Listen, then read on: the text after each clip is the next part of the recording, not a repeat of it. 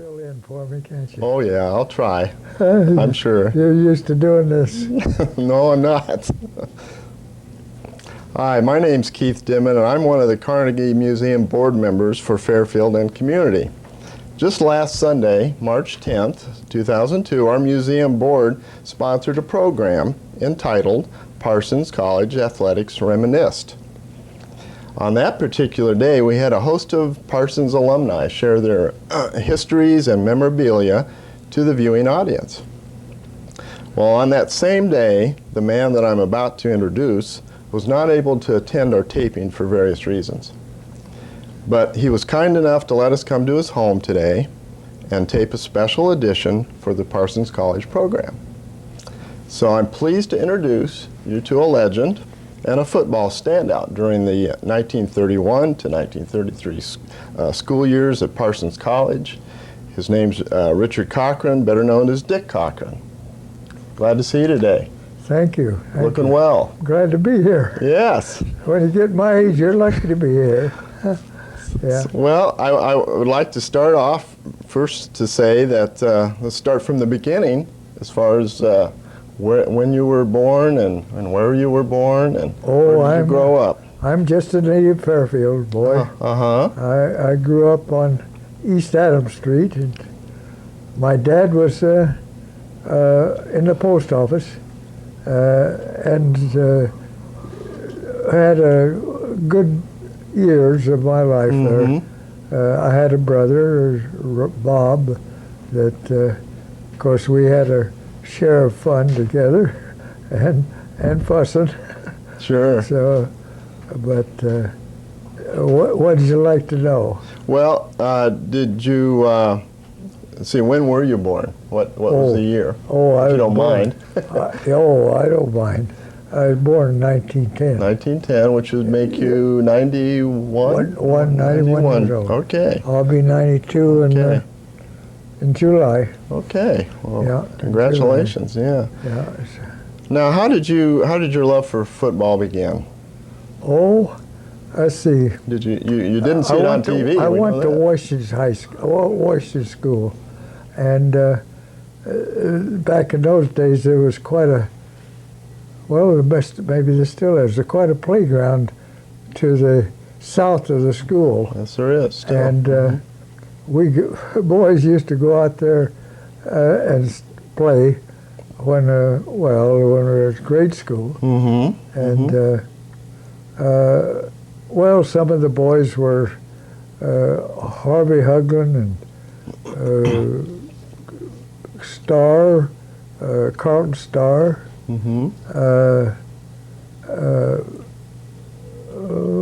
Let's see. There was quite a number of us started in grade school. Sure. We'd go every Saturday over to the grade school and have a football game. Sounds good. So we played a lot of ball over there. Yeah. I want you to know they still play football over there. They still, I mean, somewhat organized, yeah, right, in practice, and the kids from the elementary for sure do. Yeah. When did your first organized game of football start? And what was your position? I was a sophomore in high school, and my coach was Horner, Jack Horner, and I played fullback that sophomore year. It was a good year, but Lincoln didn't see me as a fullback. So even though I was smaller, he put me into the line, and so I developed to be a skills in that area. Yeah. Lineman. Yeah. What was Louga Lincoln like? Was he a pretty tough coach? Yeah. He was in those days. I think he, after I got retired back here, got to know him. He had mellowed a lot, but back in those, he was a real tough coach. Yeah, but he was fair. Yeah. I always thought he was a fair coach. As far as the high school conference back then, what were some of the schools in the area? Little Six. We call it the Little Six. Little Six Conference. Yeah. we had Mount Pleasant, Ottumwa, Muscatine, Burlington, ourselves, and this is one more, Washington. Washington. Okay. Yeah. Well, it's, Yeah, that was the Little Six. yeah, it's changed a little bit since then, but not. Yeah, it's, some of the same schools are still. Yeah, we don't play. We don't play some of these Muscatine. schools. Yeah, Muscatine's not in it. And, No. And Yeah. but yeah, okay. And I So that gives remember an our idea. first game of the season was a tough one with Damport. We played up there, unfortunately. Well, in those days, you didn't have buses to get you there quite as quickly, and it probably took quite a bit of planning just to get everybody there Yeah, and travel. we had What kind of vehicles did we you had have? we had a bus though. Okay. A big, Yeah, okay. it was a bus. Okay. It worked out all right. Yeah, okay. Yeah. Well, I know you didn't, it wasn't horse and buggy days, but No, it was no. it was definitely the roads the weren't- beginning. Yeah, the roads roads is what I weren't was good, thinking. right? Yeah, Yeah, I right, know, yeah. right. A lot different. A lot different. So, do you have any memorable game experiences that stand out during your high school days that you can? That's really. I think one of the toughest games I went through, I had broken my nose in a scrimmage. Ralph Kirka was, if you knew Ralph Kirka, Of the Kirka jewelry. well, Kirkas, it or was son. connected with Yeah, that. No, I think he was a brother or cousin. Ralph was, we were scrimmaging over, we used to scrimmage over at Roosevelt High School.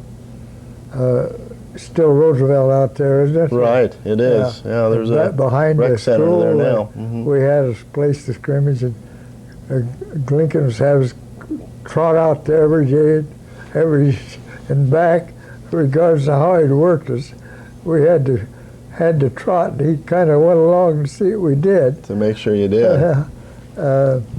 Anyway, I went in to block a punt Yeah. in scrimmage, and I caught on my nose. Oh. I broke my nose. Oh, wow. Yeah, it was, you bleed so profusely. Yeah, it's pretty scary, even though, yeah. It scares you more Yeah, than anything yeah, else. it would. I guess I lived through it, but Yeah. it just scared me so bad. Did you have any other, any kind of other, injuries during high school? Or later on, maybe you did? Not until I played at Parsons. Okay. Well, we'll talk more about Parsons in a bit. Yeah. You were in 1927 named as the first football player from Fairfield High School to be named on the Des Moines Register's All-Iowa High School football team. And tell us about that and what position you were playing then, and what were some of your interesting thing. friends and teammates? I wasn't too big of a guy, but Lincoln had me playing tackle all the way through. I was in high school. After my sophomore year, and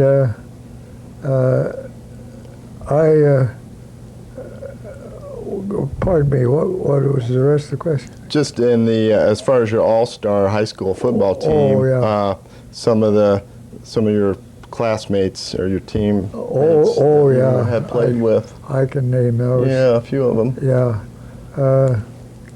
there was Carl Starr. He was played in the backfield, and he returned punts, which is a tough job. Yeah, you did some of that too. Yeah. But I really run punts. Okay. I didn't handle the ball to return punts, but Carlton did. And then there's one of the tough boys we had we called him Puss Brown. You know him or heard him or not? No. No. Yeah, he was. The Browns. There were 2 or 3 brothers of them. And they were good, tough ball players. There was Keltner, Glenn Keltner. Was it Glenn? No, Glenn Simmons. Okay. And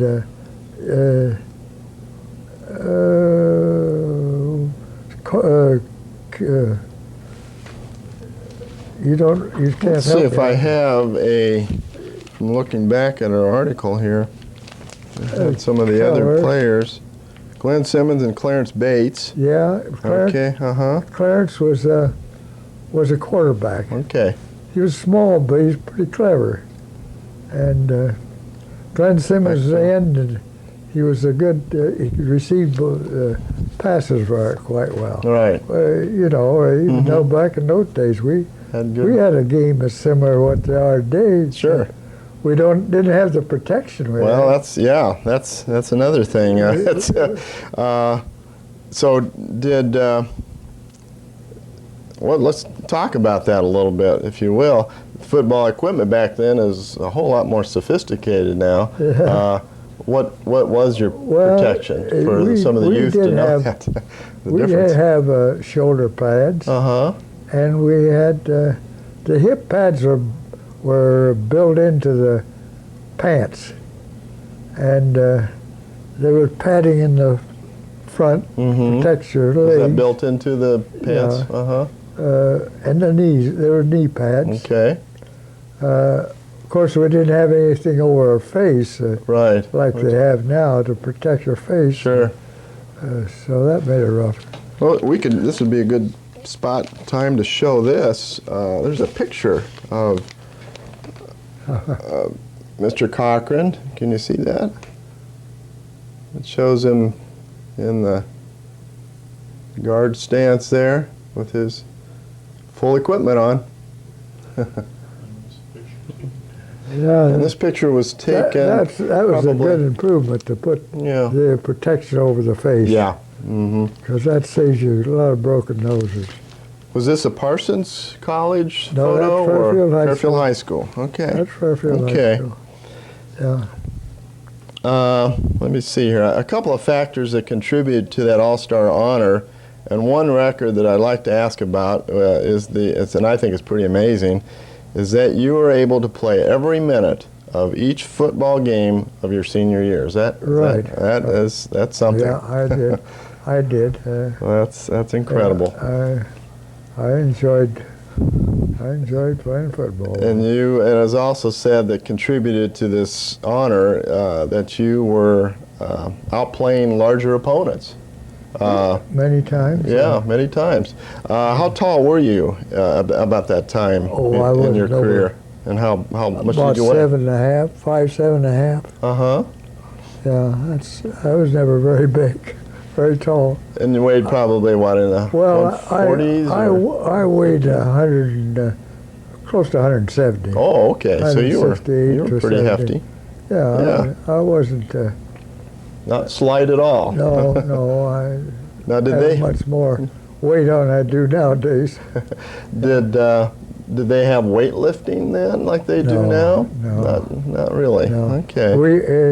Lincoln would just get us out, and we'd do push-ups mainly. Yeah. And he'd exercise as a group, get us limbered up. And we did a lot of scrimmaging. Which is probably more than kids do nowadays. Yeah, probably. Where did you go to college after high school? I went up to Iowa for 2 years. I got to play in one game. I played in the Monmouth game. Okay. My sophomore year. Then depression came along. It was tough to stay in school. I really had a time. Yeah. So I come down here. I come home, and the college gave me a temporary job to help a scholarship if I'd go out and contact future or prospect football scout. players. You were a scout. And so and they furnished me a car. So I drove out west, and I got several Parsons College fellows to come here. The Wagners, for one, a couple boys were good. and Forrest Marcus, I got him to come here. Okay. And well, there was quite a few. You had a good team, yeah. We got him to come to Parsons. And that probably affected. Well, you were able to pick and choose and find the parts of your teammates that would really be a good chemistry for a good team at Parsons. Now you played for Glenn Devine in 1931. Right. And Leo Frank in 32. Yeah. And 33. Can you share some of your memories of football with some of those times? Yeah. A little bit. Well, I remember one time on the field that we were having practice, and Glenn Devine was there, and Audrey, his brother, who was the most noted of the two Devines in football, was there, and they were watching. And I remember George Norris was holding me. He'd grab his arm and pull it down and get it on my leg, and just clamp me and tackle me practically. I got provoked to that, but Glenn didn't say much because he was doing a good job blocking. There's no question about that. It was a heck of a lot of holding what was going on. I remember George, he laughed about it afterwards and said, well, it wasn't funny. I was trying to show off a little bit for Glenn Devine, and you were holding me. Yeah. So, did you get injured? Did you have any injuries in that time too? I had one bad injury, and I can still feel the results of it in this arthritis. We were playing Kirksville, Missouri, the teacher college down there. Right. And I went down on a punt, and I got by the guy, and I knew damn well that I was in the clear.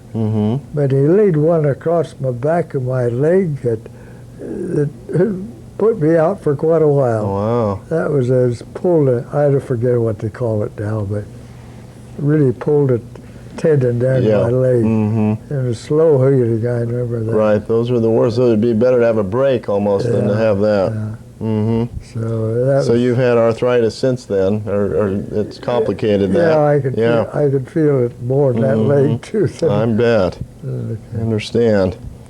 So the Great Depression was going on at this time, and that was kind of an influence as to whether or not, getting a scholarship was a kind of a real important thing at that time in your life. It was tough. And Parsons gave you a full scholarship. And so that's your 3 years there. Did you have to hold a part-time job while you were attending Parsons in those 3 years? Did you have to work? Let's see. Oh, I just did some odd jobs. Okay. I didn't. I worked at Gaumer Brothers for a while. Okay. What did they do? They run a drugstore there. Okay. On the corner where I think there's a dress shop there now, is there? Yeah. On the north corner. On the north west corner, the square. Okay. And that building was Gaumer Brothers. Okay. Everybody hung out at the drugstore, And sure, that's a gathering place in those days. When I worked there for a while, the bad part, I never forget something that happened there. I took care of the Coke. Back in those days, the Coke barrel was down in the basement, and it had a spigot on it, run real slow.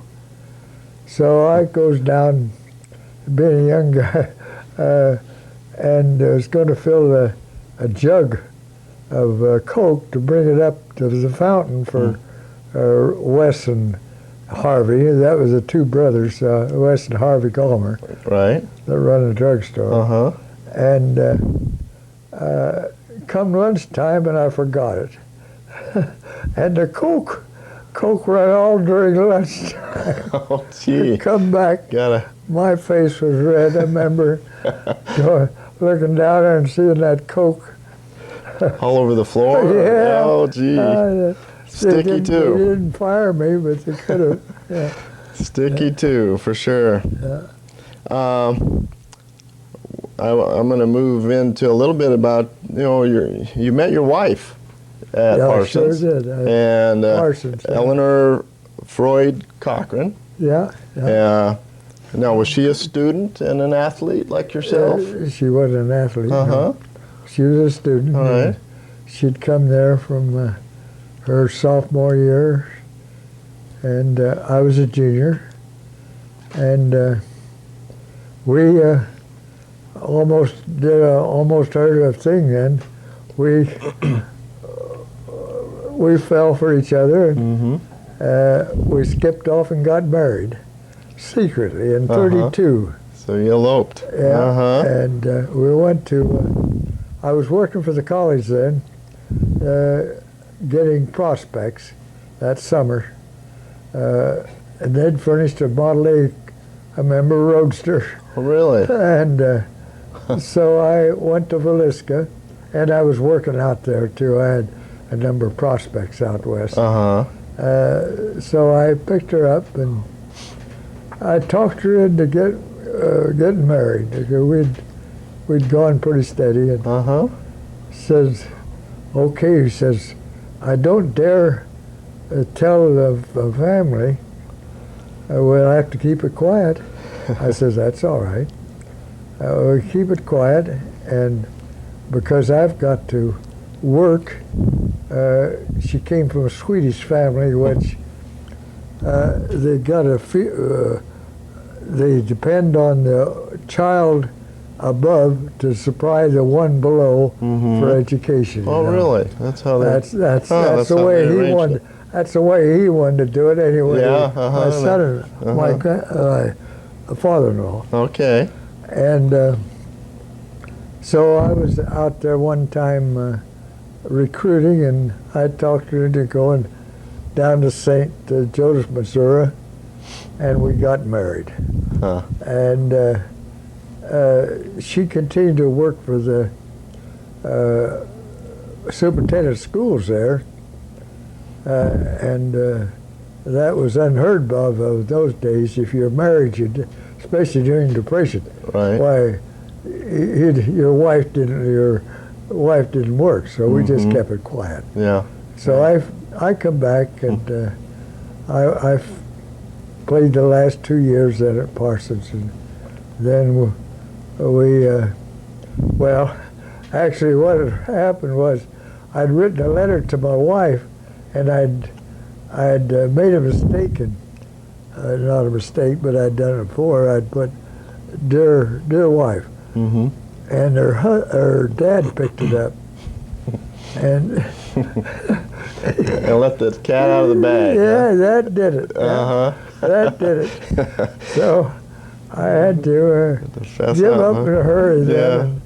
And, we had to announce it, and she came back here. She came back, and I had a job then that summer. Yeah.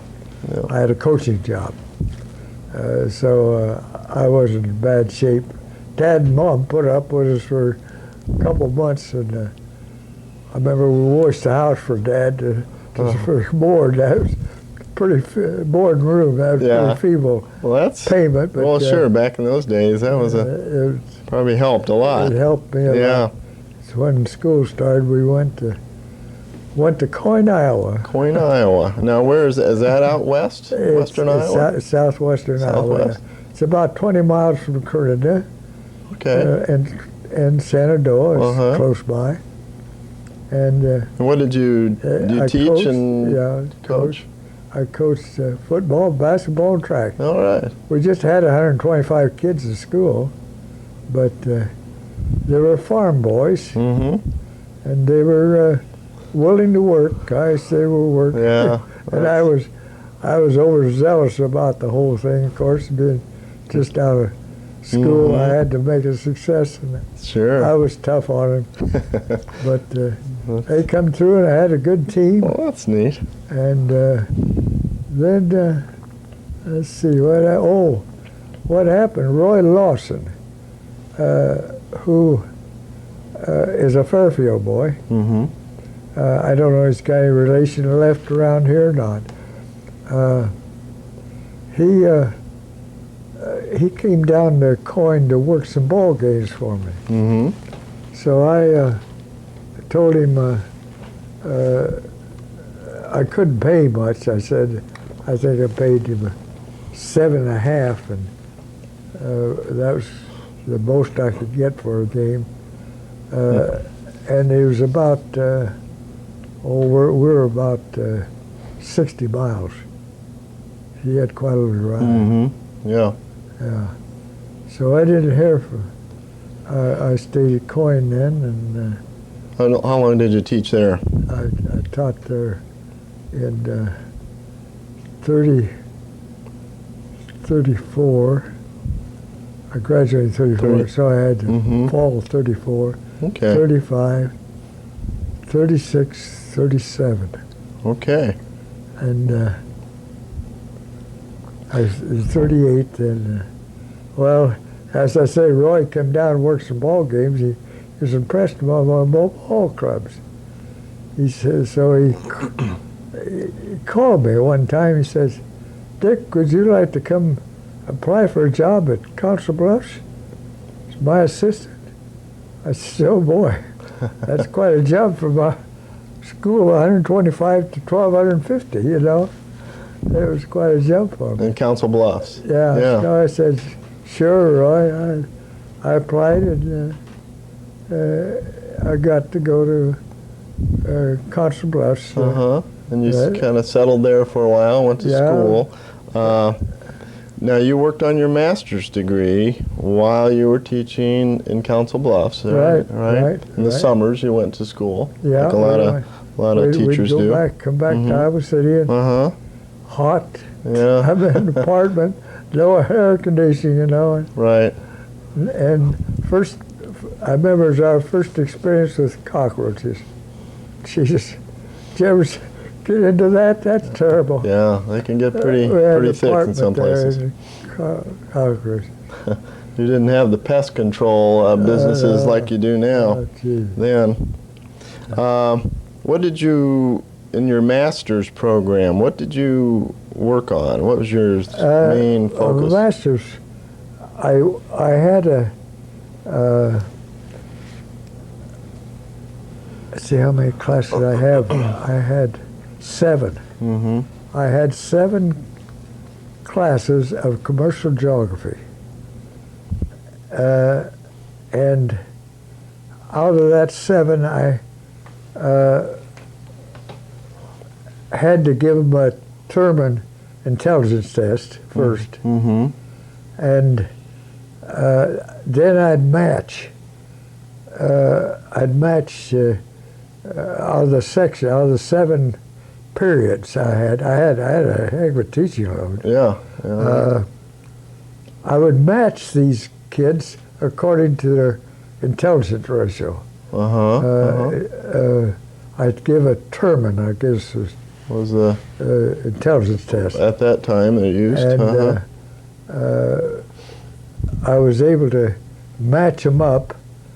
Then I would give a lecture on a subject, a day's lesson, and I'd run it parallel with a movie.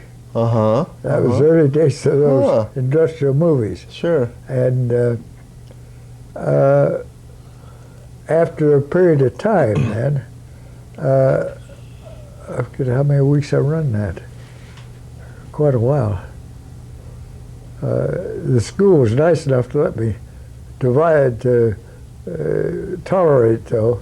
And after you matched them up, then you give them the intelligence test and match them, and then you lecture to one group and just give the other movies. Okay. And then at the end, I measured the difference between the ones I'd lectured to and the ones that had seen the movies. And so you're doing some research, it sounds like. Yeah. It was research on my master's. I did a thesis on it. I got a thesis. So the ones that had the movies, did they turn out, did you determine no difference? Okay. Oh, that worked. Because movies were kind of a new thing, weren't they, at that time? I couldn't prove in a the schools. Yeah. That's amazing. I worked hard at it, but it's a good story. I couldn't prove a thing. I remember one of the profs that interviewed me for a master's. He says, "That's a lot of work for nothing."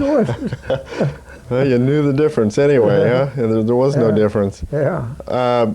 You took some engineering classes, right? University of Omaha. And that kind of springboarded your future, the next 20-some years into engineering and working for Maytag. Yeah. I worked actually in between there. Did you? I worked for what was called Howard Manufacturing during the war. The war came along, and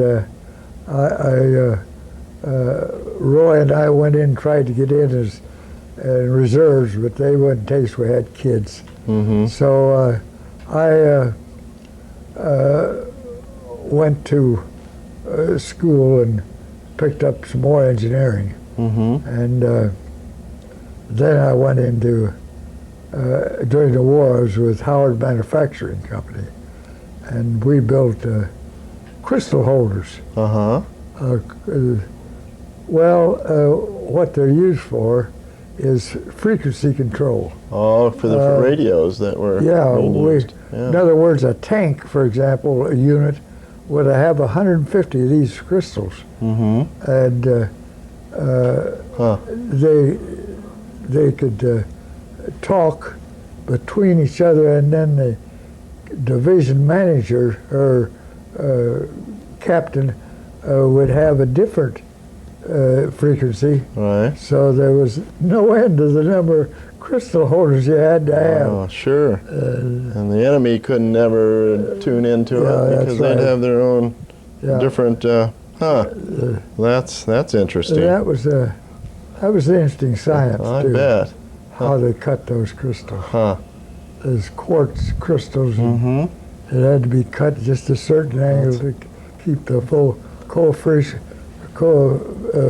of expansion right, so you didn't lose your frequency, So that was quite a breakthrough, really, in that area, in communication. They still use them today. In broadcast stations. Now, I understand you helped design the first automatic washing machine, a team of you scientists, I would say, you'd be called engineers, in 1948. That had to be a great feeling. I went to work for Maytag in 1945. Okay. And in the research department. During the war, I'd switched over to that crystal holder business, engineering, and taken some more engineering over at Omaha University. And so when how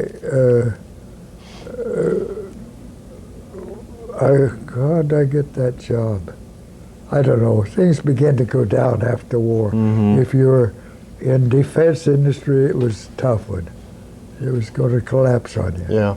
So I went to look around, and Maytag had a new that was a new R&D plant building up there. Okay. And a fellow named Tom Smith was vice president of research and development. Was this in Newton? Yeah. Still? Okay.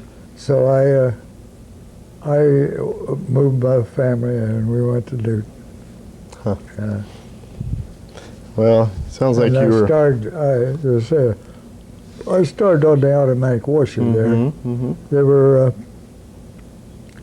were 5 of us, 1, 2, 3, 6 of us, who started the development of that automatic washer, and we got it in production in 1948. Mm-hmm.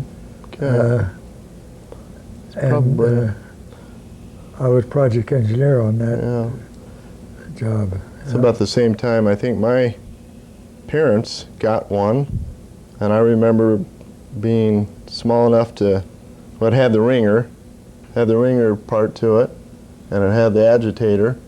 Yeah, Was that the same one? No, different. This is automatic. Oh, this is the automatic. First automatic washer. I didn't know if that was considered automatic or not. When I first went there, I worked on that ringer, yeah. Uh-huh. But we went to work on the automatic, and okay. Fred Maytag says we got to have that automatic washer to get busy. Uh-huh. So you're a team, another team playing kind of a accomplishment, I'd say. Yeah. That's neat. I got pretty well acquainted with Fred Maytag that way.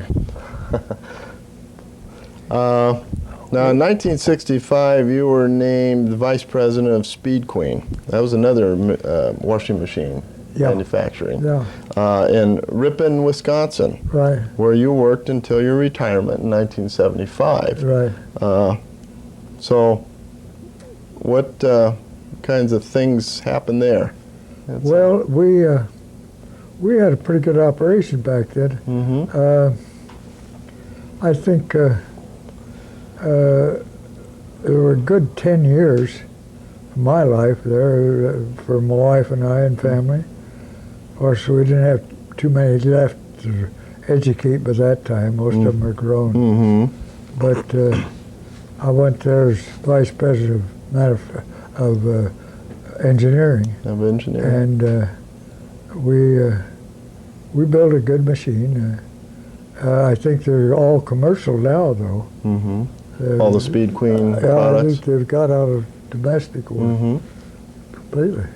Well, There's must good be good years in Wisconsin. Yeah. Wisconsin's a good state to live in. Yeah, that's been told that. After your retirement, you ended up back in Fairfield. Right. And what brought you back to this area? Well, almost after. I saw the old house where my granddad lived. Grandmother lived. And that's this I house used here. to come out right here. Yeah. And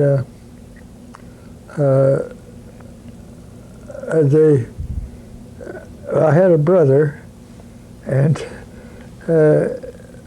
I said to Mom, why don't they have somebody evaluate it? We'll take the choice, which one ever wants to buy it. So he did, and at that time, no one lived in it for 7 years. You can imagine what it looked like. Oh, yeah, that's tough on homes.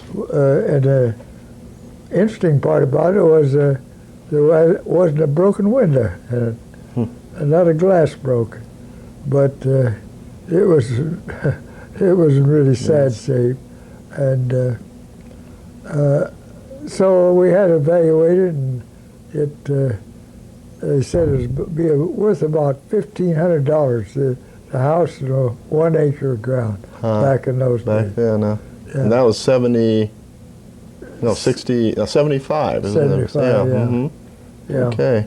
So I said, give my brother a chance to buy it, or if he didn't want it, I'd take it. Well, that's great so that I took it, and I always had a soft spot in my heart for this farm for some reason. I just come out here with my granddad and open the gate for him and walk out in the cornfield with him, and so he could look at the field. Sure. So that was 1877 that this family farm was established, right? Right. It's a 125 plus years. You once stated that what you took from football was toughness, competitiveness, and a willingness to beat defeat. and that was crucial to all your successes. As a teacher and a coach and a businessman, I was wondering if you could give some advice to share to some of the young people that may be watching today. Some things that would, well, just some things. Like everything in life, there's some down periods, really down periods, and don't let it get you down too far. Right. Because you can come back, and that's the important thing, to make out the best you can out of the situation. Mm-hmm. Yeah. Good. That's good advice. I'm in one of these situations now with arthritis and getting older. But I'm not going to let it get me down until I have to. That's great. Great attitude. I know you, of course, really enjoyed the game of football, since you were young. Do you still enjoy watching football, and do you have any favorite teams you follow? Yeah. Unfortunately, I hooked my interest to the Vikings. Okay. And they've been a real disappointment this past year. Yeah. And you also said that while they were good days, your real glory days of football, that you feel like the real glory days were spent with your wife and 5 children. Right. I mean, you wouldn't trade that for anything with all the football. No. Well, anything in life. No. It's really important. Because I think I got a great family. All 5 of them. Mm-hmm. You have 5 children, and how many grandchildren and great-grandchildren? Can you I got, pull the numbers for that? I got 14 grandchildren. Okay. And 10 great-grandchildren. Last count. And they live all over the United States? Yeah. Most of them live in Evanston, Illinois. Okay. I got not too far away. I got 3 of them that live in Evanston, and my son lives in Akron, Ohio, and got a girl in Iowa City. Okay. Okay. Well, you can say hello to them right today. Yeah. Because I'm sure they'll get to watch this. Mr. Cochran, you've been an inspiration to me just talking to you and getting to know you, and all the teaching and coaching you've done has been a wonderful thing as far as role models for children over the years. I think you've had a wonderfully full life, and I'm sure it'll continue on, and you have many more birthdays. Thank you. Thank you. It can't be too many more. Well, why not? But thank you for sharing with FPAC viewers today, and I also want to thank Richard Thompson for his engineering maneuvers this morning, and Stacy Richmond for her great article that helped provide an outline. It's out of the Fairfield Ledger, October of '98. That helped in the interview also. In other words, we've got a good engineer there Yes, doing the job. Yes, we have. So that's all for today, and hope you have a great day. Bye. Thank you. Enjoyed having you. Yeah, it was great.